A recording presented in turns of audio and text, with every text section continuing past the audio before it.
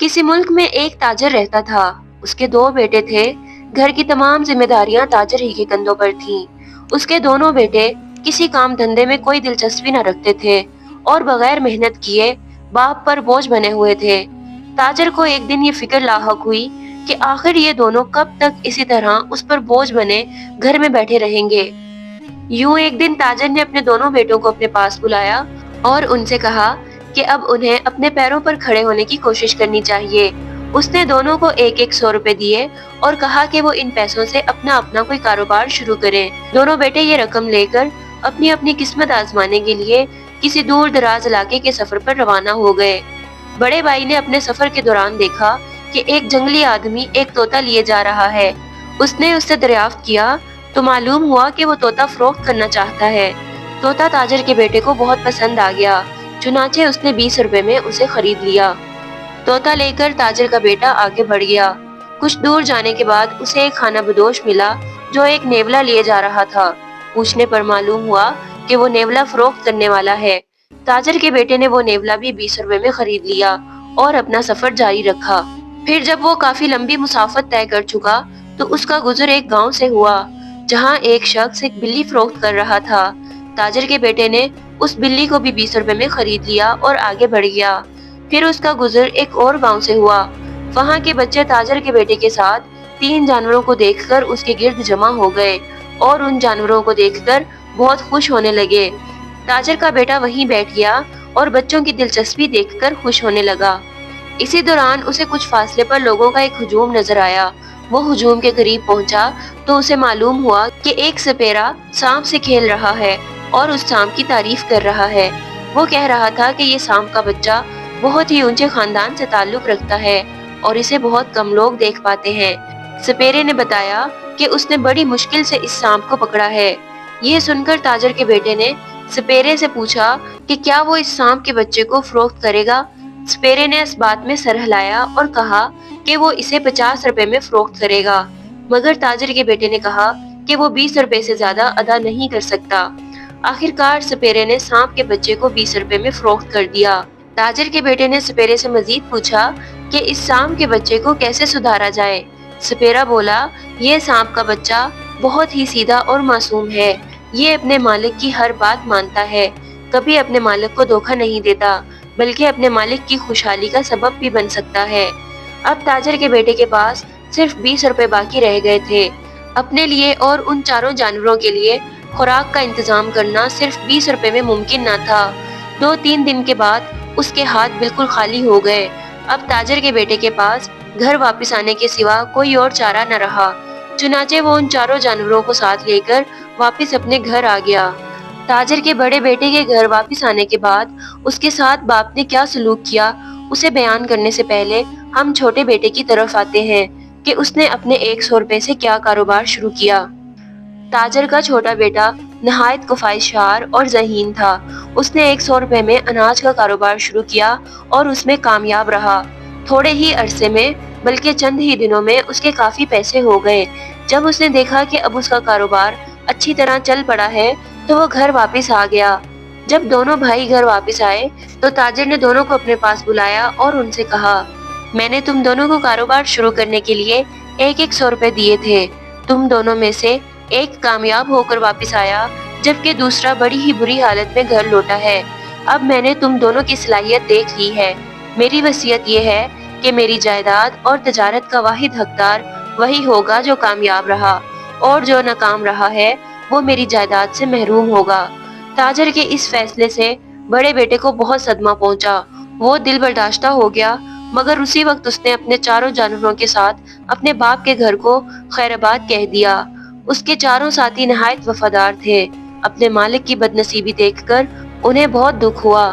انہوں نے اپنے مالک سے کہا، مالک تم گھبراؤ نہیں، آج سے ہم تمہارے دوست ہیں۔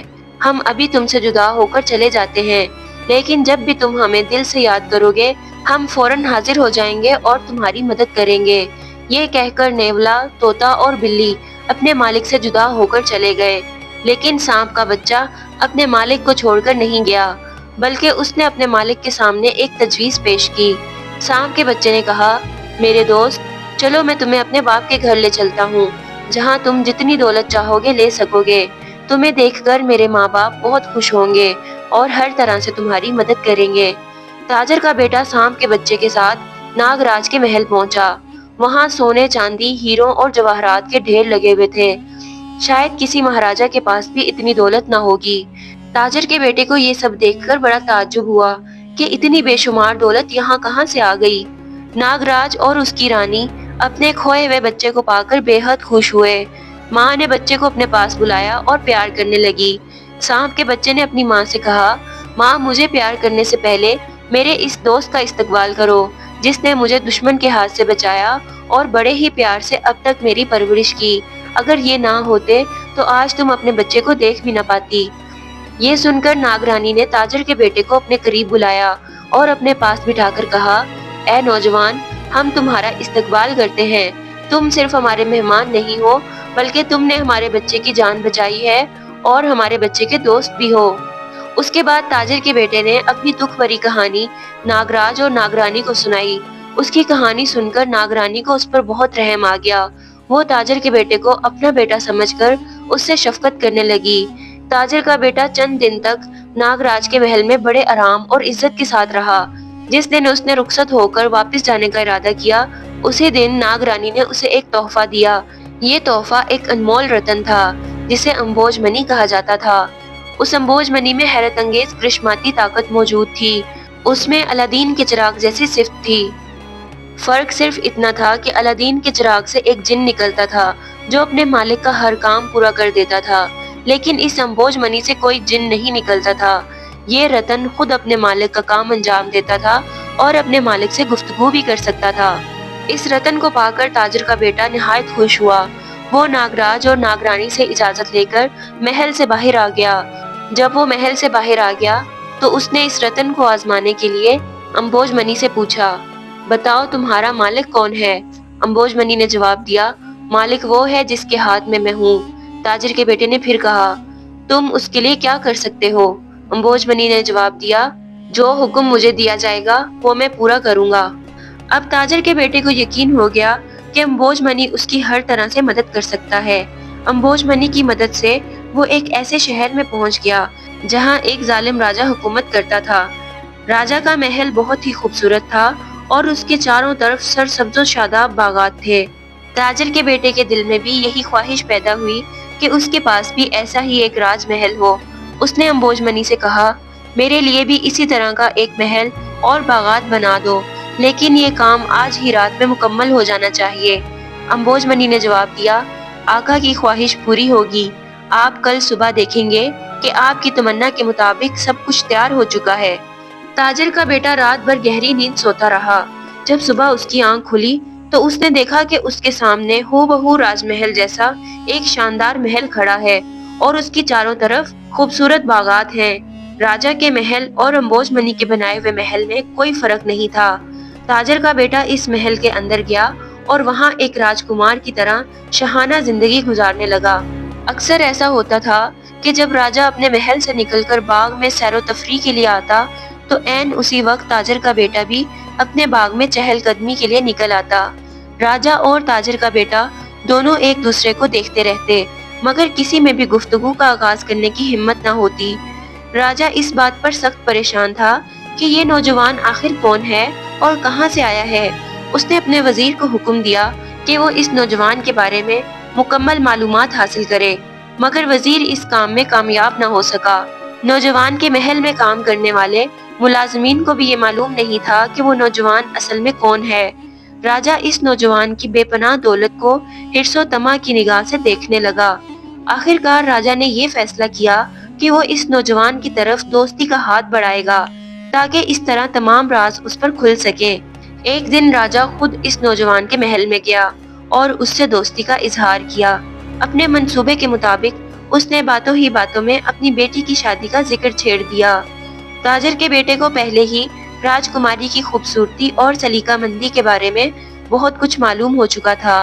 राजा अपने मंसूबे में आहिस्ता आहिस्ता कामयाब हो रहा था। शादी के सिलसिले में राजा ने नौजवान के हस्ब नसब के बारे में पूछा और ये भी जानना चाहा कि एक ही रात में इतना शानदार महल कैसे तामीर हो गया। ताजर के बेटे के दिल में ना कोई खोट था, ना कोई कीना।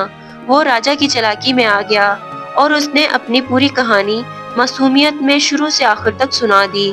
यहाँ तक कि उसने ये भी बता दिया कि ये महल एक नागमणि का करिश्मा है।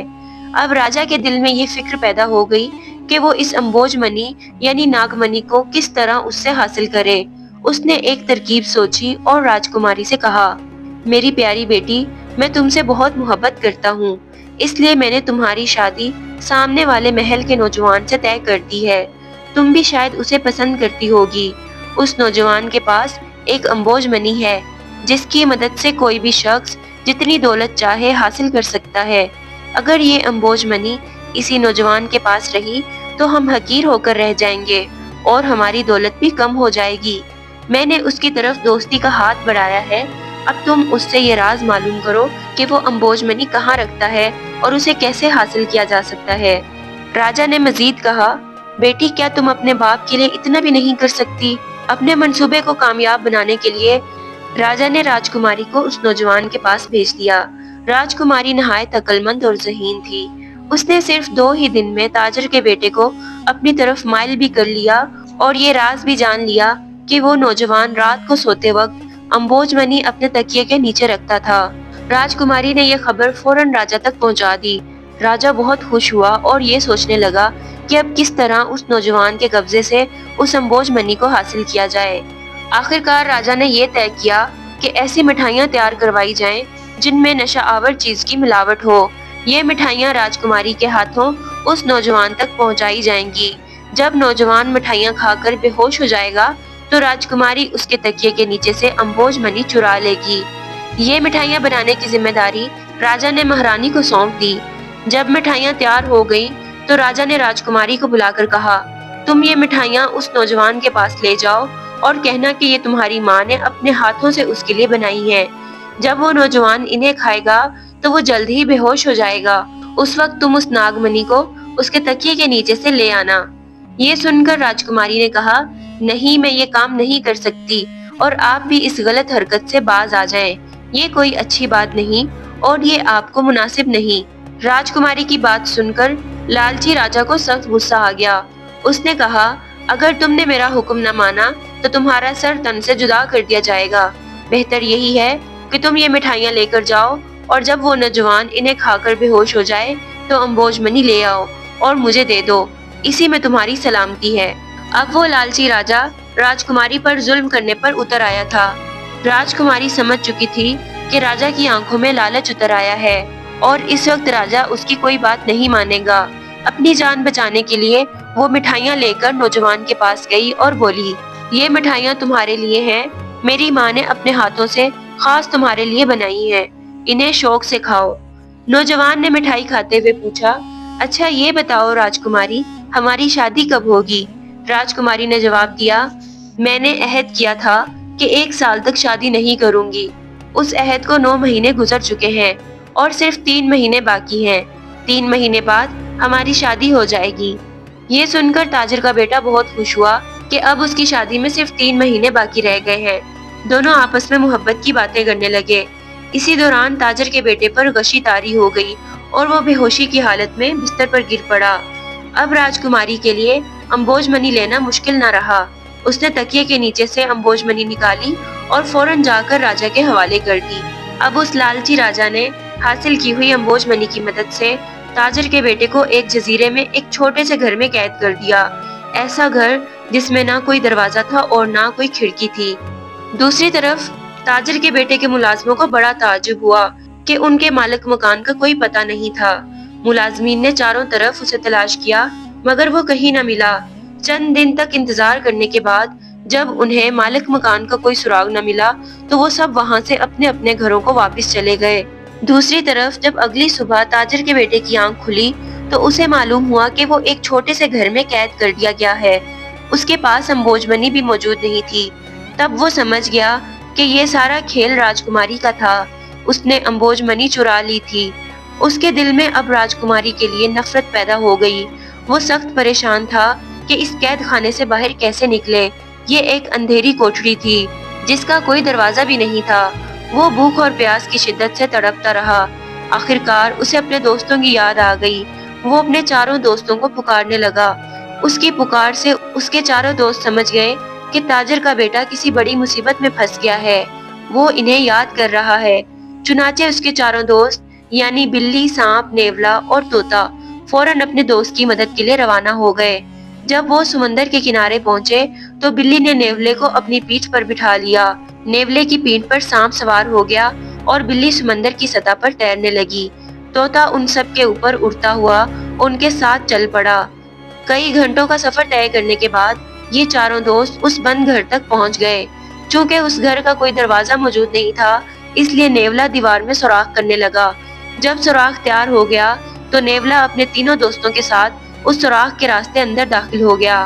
چاروں دوستوں کی خوشی کی کوئی انتہا نہ رہی جب انہوں نے اپنے دوست تاجر کے بیٹے کو دیکھا۔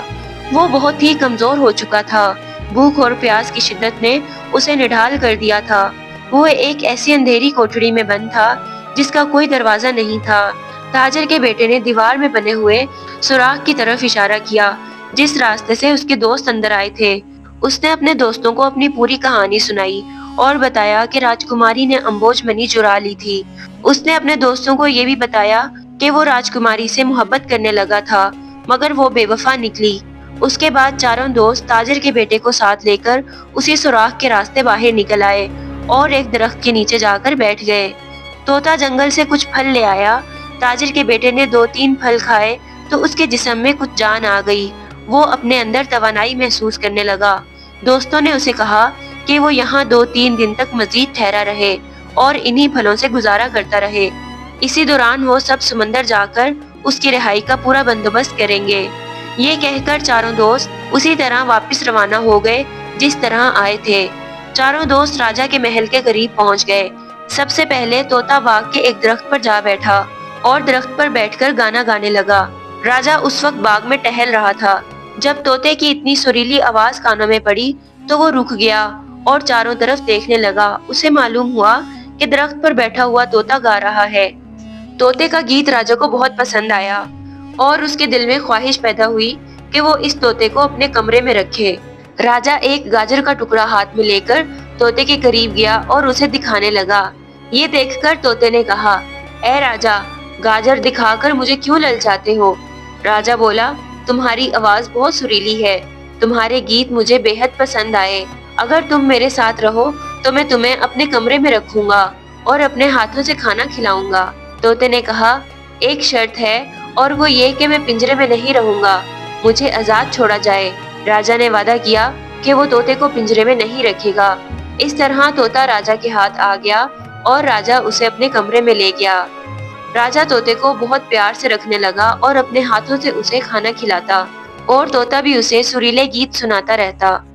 چونکہ طوطا پنجرے میں بند نہیں تھا اس لیے وہ کمرے کے چاروں طرف گھوم پھر کر وہاں کے تمام حالات سے اچھی طرح واقف ہو گیا۔ طوطے کو یہ بھی معلوم ہو گیا کہ راجا امبوج منی کو کبھی بھی اپنے پاس سے جدا نہیں کرتا۔ جب وہ سوتا تھا تو وہ اسے اپنی زبان کے نیچے دبا کر سوتا تھا۔ اب طوطا اس فکر میں پڑ گیا کہ سوئے ہوئے راجا کے منہ سے یہ رتن کیسے نکالا جائے۔ آخرکار اسے ایک ترکیب سوجی۔ اس نے سانپ کے بچے سے کہا کہ وہ رات کے وقت راجا کی ناک میں اپنی دم گھسا دے۔ چنانچہ ایسا ہی کیا گیا۔ جب راجا رات کو گہری نیند سو رہا تھا تو سانپ کے بچے نے اس کے ناک میں اپنی دم گھسا دی۔ راجا نیند میں زور زور سے چھینکنے لگا۔ ان چھینکوں کے دوران راجا کا منہ کھل گیا اور امبوج منی اس کے منہ سے نکل کر نیچے گر گئی۔ راجا کو اس کا ذرا بھی اندازہ نہ ہوا۔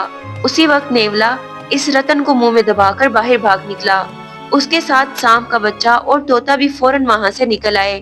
اب چاروں دوست سمندر کے کنارے پہنچے اور پہلے کی طرح بلی نے نیولے اور سانپ کو اپنی پیٹھ پر بٹھا کر تیرنا شروع کر دیا جبکہ طوطا ان کے سروں کے اوپر اڑتا رہا۔ جب وہ آدھا سفر طے کر چکے تو اچانک امبوج منی نیولے کے منہ سے پھسل کر پانی میں جا گری اور سمندر کی گہرائی میں جا پہنچی۔ اس موقع پر بلے نے نیولے اور سانپ کو پانی کی سطح پر تیرتا ہوا چھوڑ دیا اور خود سمندر کے اندر گہرائی میں غوطہ لگا کر مچھلیوں کے راجا کے دربار میں پہنچا۔ وہاں جا کر اس نے نہایت غضبناک آواز میں کہا کہ اگر اسے وہ رتن نہ ملا تو وہ سمندر کی ساری مچھلیوں کو کھا جائے گا، اور ساتھ ہی اس نے اس رتن کو ڈھونڈنے کا اعلان بھی کر دیا۔ بہت تلاش کرنے کے بعد آخر کار وہ رتن ایک چھوٹی سی مچھلی کے پاس سے ملا۔ بلے نے فوراً اسے اٹھایا اور پانی کی سطح پر واپس آ گیا، پھر وہاں سے اپنا سفر شروع کر دیا۔ جب تاجر کے بیٹے نے اپنے دوستوں کو خوشی خوشی واپس آتے دیکھا تو اسے پورا یقین ہو گیا کہ وہ کامیاب ہو کر لوٹے ہیں۔ جب وہ سب تاجر کے بیٹے کے قریب پہنچے تو طوطے نے سارا واقعہ تفصیل سے بیان کیا۔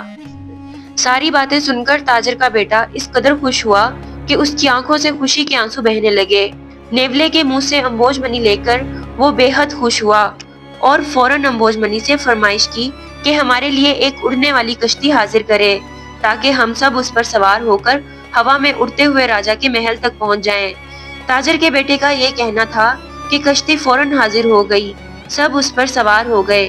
کشتی ہوا میں اڑتی ہوئی سمندر، پہاڑ اور جنگلوں کے دلکش مناظر کے اوپر سے گزر رہی تھی، اور یہ پانچوں دوست ان مناظر سے لطف اندوز ہوتے ہوئے راج محل کے قریب پہنچ گئے۔ یہ ایک ایسی ہوا میں اڑنے والی کشتی تھی جسے کوئی بھی نہیں دیکھ سکتا تھا سوائے ان لوگوں کے جو اس پر سوار تھے۔ جب یہ پانچوں دوست کشتی سے نیچے اتر آئے تو وہ کشتی خود بخود غائب ہو گئی۔ چونکہ اس وقت شام کا وقت تھا، یہ پانچوں دوست باغ کے ایک کونے میں جا کر بیٹھ گئے۔ تب تاجر کے بیٹے نے امبوج منی کو حکم دیا کہ راجا کو اس کوٹھڑی میں بند کر دے جہاں اسے بند کر دیا گیا تھا۔ امبوج منی نے فوراً حکم کی تعمیل کی۔ جب راجا اچانک محل سے غائب ہو گیا تو پورے محل میں کھلبلی مچ گئی۔ آدھی رات تک راجا کو ہر جگہ تلاش کیا گیا مگر اس کا کہیں پتہ نہ چل سکا۔ اب راج محل میں رونے پیٹنے کی آوازیں گونجنے لگی۔ یہ سب دیکھ کر تاجر کا بیٹا سوچنے لگا کہ اب وہ وقت بھی آ گیا ہے کہ راجکماری کو یہاں لایا جائے اور اس سے ساری حقیقت معلوم کی جائے۔ امبوج منی تاجر کے بیٹے کے اشارے پر فوراً راجکماری کو اٹھا لایا۔ راجکماری تاجر کے بیٹے کو دیکھ کر چونک گئی۔ تاجر کے بیٹے نے غصے میں کہا، اے بے وفا عورت، تیرے ظالم باپ نے مجھے ایک ایسی اندھی کوٹھڑی میں بند کر دیا تھا جس کا کوئی دروازہ نہیں تھا۔ اگر میرے یہ دوست میری مدد کو نہ آتے تو میں وہاں تڑپ تڑپ کر مر چکا ہوتا۔ اب تیرا باپ بھی اسی جگہ سزا بھگت رہا ہے۔ بتا تو نے امبوج منی چرا کر مجھے اس مصیبت میں کیوں ڈالا تھا؟ تجھے یہاں اسی بات کی وضاحت دینے کے لیے لایا گیا ہے۔ یہ سب کچھ سن کر راجکماری خوف سے کانپنے لگی۔ اس کے ہونٹ لرز رہے تھے۔ اس نے گھبرائی ہوئی آواز میں کہا کہ اسے مجبور کیا گیا تھا۔ اس نے بتایا اسے دھمکی دی گئی تھی کہ اگر وہ تاجر کے بیٹے کو نشہ آور مٹھائی نہ کھلائے گی اور امبوج منی حاصل کر کے نہ لائے گی تو اسے قتل کر دیا جائے گا۔ اسی خوف کے باعث اس نے یہ بے وفائی کی ہے۔